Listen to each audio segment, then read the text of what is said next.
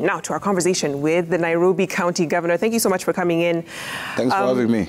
You have quite an undertaking ahead this coming week. Not even 100 days into office, Governor. Hardly. And you're putting a huge festival on display. Yes. Why this kind of event and why now?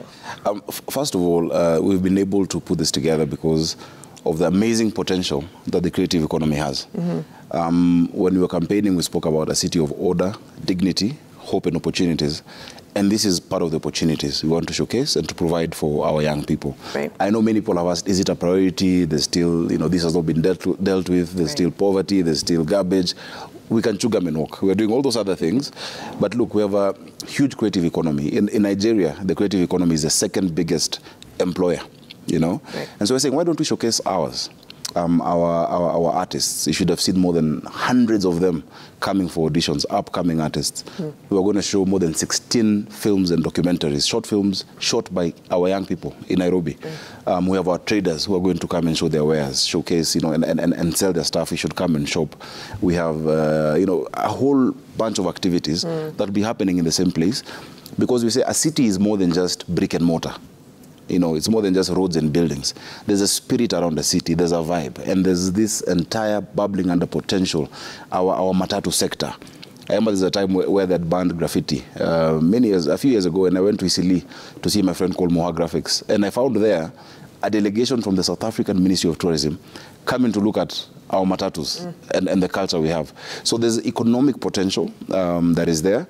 This is the first time we're doing it. And I told the team, look, it may not be perfect, but we must start somewhere. In 2-3 years, this is going to be a huge global festival that will attract a lot of tourism into our country. Our biggest asset in Nairobi and in Kenya is not gold or minerals or oil. It's our people. And what better way to showcase them than a festival? Like you've said, this is essentially about the creative economy. It's a sector that has been underutilized, not understood. Yes, ignored. Ignored. Yeah. So what would you want to do beyond the week? It will come and go. The festival will be here, and days later we'll forget. Yeah. But what more is your government seeking to do to boost that economy? Well, there are many things we want to do. Remember, the first action, one of the first actions we took, was to lift the ban on photography and filmmakers in the CBD. They'd be harassed, taking a photo outside City Hall or at the Telcom building. And when I lifted that, if you go to the CBD today, on a Saturday, there are hundreds of young people, Instagrammers, taking videos, shooting their small films, their music videos, etc. And they're earning money from it. So there'll be many events that will be leading up to the Nairobi Festival every year. Sports events. Omanyala wanted to set up a tartan track and bring the top 5 sprinters in Africa and race with the kids. So we're going to have sports activities that build up throughout the year. And of course, I want to showcase our traders, not just at Uhuru Park, but at the ASK showgrounds. We're discussing with the national government. You can't just have the Nairobi show for 1 week, and for the rest of the week, we close that amazing facility. So there are many things we're going to do. We have an entire docket and a minister in charge of innovation and the digital economy. We are showcasing our ICT and skills, and that is the theme of this year's Jamhuri Day as well. That is tomorrow. So it's not a one-off. It's many things that are going to add up to the whole. When we talk about boosting the number of green spaces and how important that is for the community, this was already a very cost-intensive affair. 1 billion shillings that Parliament gave to the refurbishment of Uhuru Park. Yeah. So what more is your government going to do to boost and rehab other spaces? If you look globally, green spaces are the thing to do. Yeah. They help your psychology, they help, even mental health of people. If today you drive to Roysambu at TRM, you'll find many families on Sunday just hanging around the roundabout, and there's no grass, So we've said on top of Uhuru Park, which we're going to complete, we've already been engaging with those who've been working. And we're just opening it for the festival. Then we will do more works and now launch it properly in the new year. We want to do more spaces in Eastlands. Look at Kamkunji grounds. It can't just be used for political rallies. Look at Jacaranda. Look at Calvary. There are many places on top of the stadia that we're doing as well. Dandora Stadium is going to be completed. Umeme grounds, where we have Kotubiro. From 1976, there's been a tournament and that place is derelict. Look at what happened to City Stadium. So we've decided to make sure we maintain maintain our parks and to have a dedicated team. There's a director of parks now under our Green Nairobi docket, and we're looking forward to possibly even having a parks commission so that we can partner with the private sector. We have an ambitious plan in greening Nairobi, and the president will be speaking about it tomorrow during his speech in Jamhuri Day, because we're partnering with the Kenya Forest Services to plant trees around the city. If you go to the top of KICC and look around Nairobi, some parts of Nairobi are completely brown, and then some parts are green. And we might, create a desert. And so we want to plant trees. We'll engage our young people. Instead of what used to be kazi mtaani, we're going to have a tree planting program. And these young people will get 2,500 shillings a week. We're starting with 10,000 of them across the city. We are sharing it with the national government. They're doing 60% of it. We're doing 40%, just to create opportunities in having an environment that is conducive. Many places are just built up.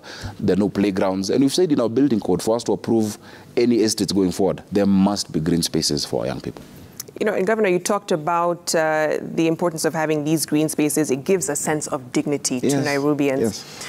But when you think about the Nairobians who will come for the festival, it will be fantastic, recreation and whatnot. But where they lay their heads at night is also just as important. Yeah. Quality housing, quality education, quality health facilities. Yes.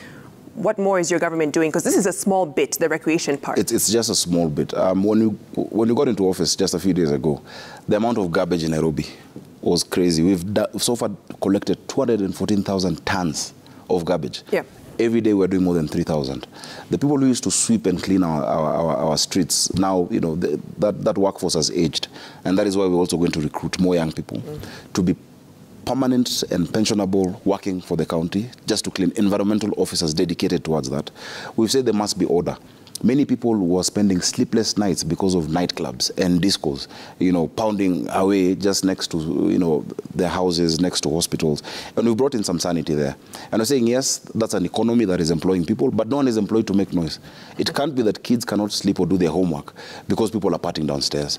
And so we want to have proper zoning and have more of these entertainment spots in the CBD, in the industrial area, some parts of Westlands. And in the residential areas, let's leave it as bars and restaurants. Continue your trade. Switch off your music at 10.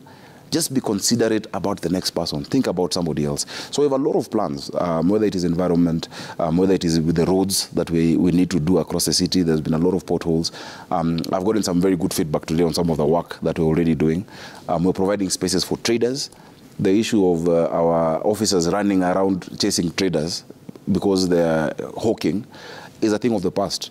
We are so far preparing 29 lanes in the CBD, and they know from 5 p.m. to 10 p.m. this is where I trade. My number is 526. This is where I work from, and after that I clean it. So those are the opportunities that we want to create, and we are working with the public. We are working with the stakeholders. We are working with the Matatu sector. We had meetings with them, and if you see how they're behaving so far, especially those in the CBD, they're actually complying. And so I think that's a different way to do it, and it's working. You remember previously Green Park had the bus terminal had like 3-4 false starts. They tried to open it, it didn't work. After consulting with the long-distance Matatu circles and more than 450 circles, it is now operational fully. People are coming. They prefer being dropped off there because it is safe. You're not being bundled into, Kanjo vehicles by being mistaken to be a tout. And then I have a shuttle that picks you now from Green Park into the CBD. It is just giving people order and dignity. That we must do. Before I let you go, let's get back to the affairs of tomorrow, the festival. Yes. What does day one look like, and why should Nairobians engage? So number one, you get a ticket by dialing *647 hash. That's part of what we've done in these few days. We've digitized all payments to Nairobi. We've digitized more than 134 revenue streams. And so there is no cash. We don't take cash as a county government. And so through Nairobi Pay and our platform, *647 hash, you dial that. If you're an adult, you'll have to pay 100 shillings. If you're a child, 50 shillings. This will go to make sure that also we have something for the less fortunate and the vulnerable for Christmas this year. And so that's part of the governor's Christmas tree fund where we're going to give them. The show starts at 3 p.m. There'll be music, entertainment, there'll be acrobats, there'll be people selling their wares. There are many activities for children. Come with your children. Let them enjoy the park. Let them have their bouncy castles and different challenges.